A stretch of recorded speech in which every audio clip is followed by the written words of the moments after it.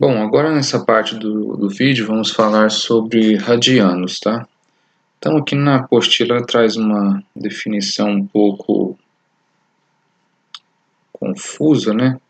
A gente pode entender o radiano dessa seguinte forma, que eu achei na Wikipédia uma definição melhor, tá? Então, ó, o radiano ele é a razão entre o comprimento de um arco e seu raio, tá? Então o que quer dizer isso? Então aqui vamos partir dessa figura, tá? Então eu tenho um ângulo alfa, eu tenho esse arco formado por A e B, eu tenho um raio associado. Vou dizer que esse raio aqui vale R, tá? Esse raio vale R, eu tenho esse ângulo alfa e o arco associado.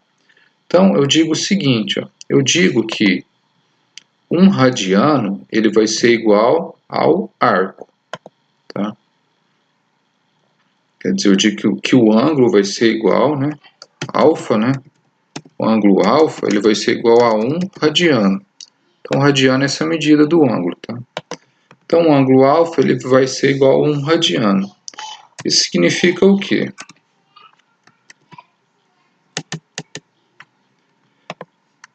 Posso escrever da seguinte forma.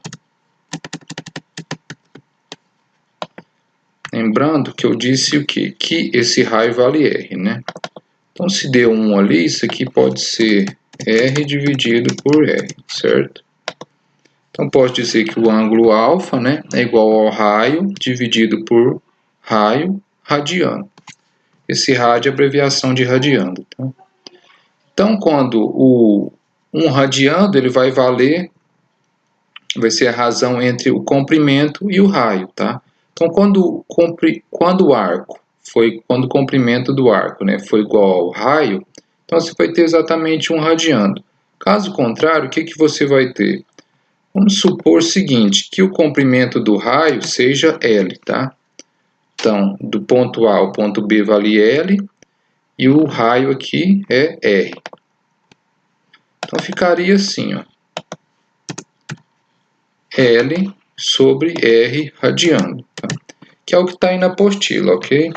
Então o ângulo alfa, medido em radiano, ele vai ser o comprimento do arco dividido pelo raio vezes radiano. O que vai acontecer? Ó? Isso aqui vai ser uma medida adimensional, por quê? Quando você dividir o comprimento do arco pelo raio, que geralmente vão estar na mesma unidade de medida, essas unidades vão sumir, vai ficar só o radiando, tá? Então, se aqui tiver em centímetros e o raio em centímetros, então essas unidades desaparecem, então o raio vai ficar em radiando. Então, uma outra forma de medir ângulos, tá? Utilizando radiando. É utilizado bastante em física também, quando você tem velocidade angular, por exemplo, então você vai ter ali radianos por segundo, né? Então, essa mesma relação que tem aqui, ok? Ele explica de uma forma um pouco confusa, né? E aqui também, ó, nessa parte, vou circular de vermelho, tá? Tá faltando aqui, ó.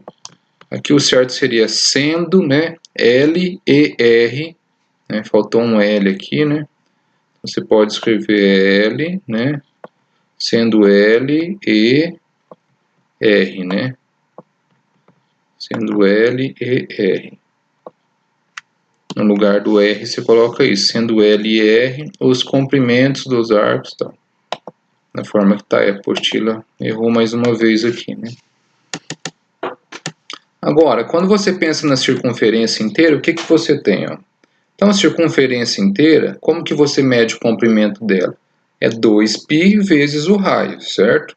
Então, utilizando essa relação aqui, ó, então o comprimento da circunferência, que seria o arco formado, né? Considerando o ângulo de 360 graus, você vai ter um arco de 2π vezes r. Dividido pelo raio, você sobra o quê? Que alfa, o ângulo, vai ser 2π radianos. Então, o ângulo da circunferência toda, medido em radianos, é 2π radianos. Bom, consequentemente, né, um ângulo reto de 90 graus vai ser π sobre 2 radianos, tá? Eu posso utilizar essa mesma relação aqui para chegar nessa, tá bom? É claro que eu não vou considerar 2πr, né? Por quê? Se eu estou considerando um arco de 90 graus, eu não vou ter toda a circunferência, mas eu vou ter 1/4 da circunferência, tá? Então, seria esse valor dividido por 4. Por isso que fica o 2 embaixo.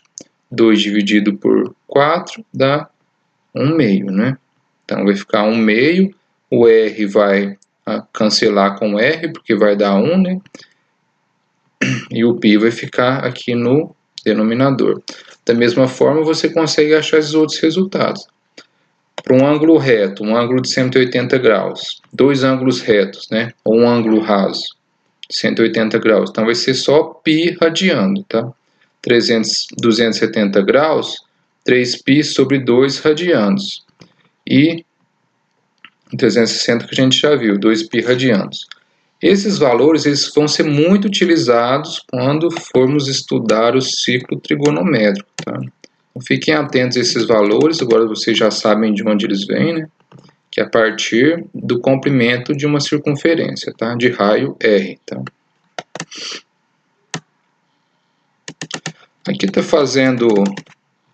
lembrando vocês, né, que o valor de π é um número real, né, que vale aproximadamente 3,14, lembrando que ele é um número irracional, né? Então ele é infinito, tá? Aqui você tem alguns exemplos, ó. Então, imagine que você tenha uma circunferência de raio 9 centímetros, tá?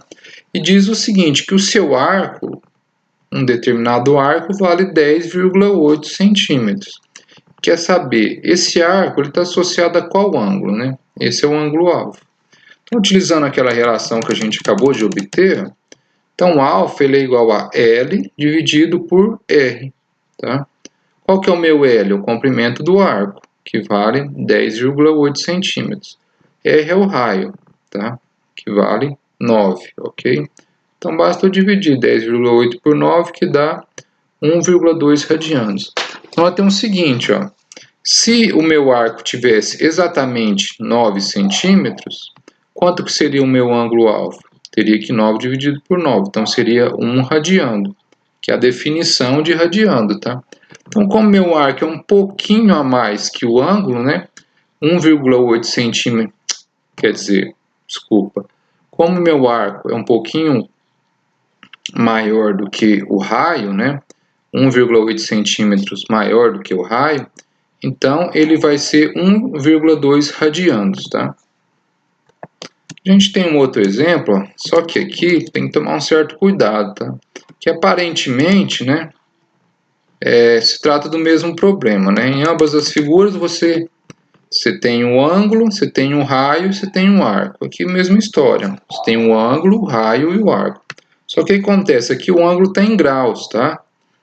Lembra que essa fórmula, né, essa relação, ela é útil quando você tem radianos, tá?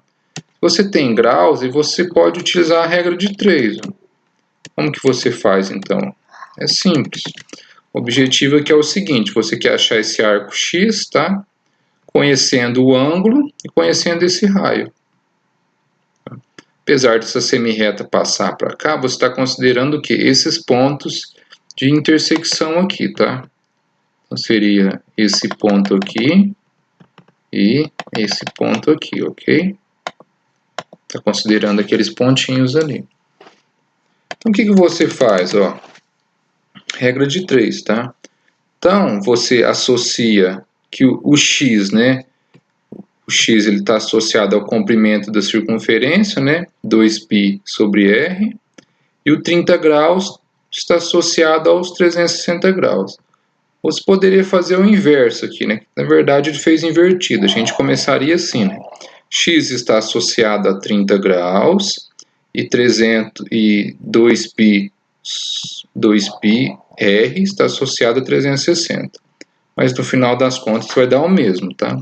Mas por questão de notação e de costume, a gente faria assim, né? X é igual a 30 e aqui embaixo 2πr igual a 360, ok? Só que o resultado é óbvio que é o mesmo, né? Agora, no lugar de R, o que ele está fazendo? Ele está colocando a medida que foi dada, que são os 4 centímetros, tá? Então vai ser 2π vezes 4 dividido por 12. Então o x vai ser 2,1 centímetros. Então o comprimento desse arco é de 2,1. Tá? Tomem cuidado para não tentar utilizar essa relação aqui, ó, quando o ângulo está em graus. Tá? Ela é só para quando o ângulo estiver em radianos. Aqui tem algumas convenções, né? Então o que você tem? Ó? Se você tem um ângulo de 90 graus, ele é equivalente a 100 graus ou π sobre 2 radianos. O ângulo de 180 graus, ele é equivalente a 200 graus ou π radianos, né? Então, vocês podem usar essa tabelinha aqui para ajudar vocês a memorizarem e entenderem um pouco, ok? Aqui você tem um exemplo, né? E depois a gente continua. Vamos falar sobre esse exemplo aqui do relógio, que é um exemplo bastante interessante. Eu quero mostrar uma outra questão para vocês a respeito dos graus do relógio, como que funciona quando ele está indo de 1 grau de minutos para horas e assim sucessivamente, tá?